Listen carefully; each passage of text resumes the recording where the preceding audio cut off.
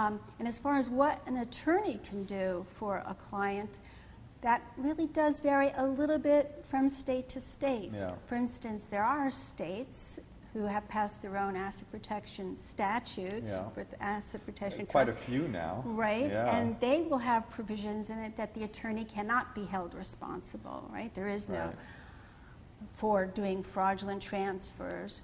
Then there's states like Florida, where there's a Florida Supreme Court case that says the attorney who helps a client do a transaction, and if it turns out to be a fraudulent transaction, the attorney has no personal liability unless he or she benefited from it. For instance, was a party, not that you got paid for your work, but that you benefited. Now, as far as a client, what a client feels is ethical to do, I think that's a personal matter as to how far one is willing to protect oneself from one's possible creditors.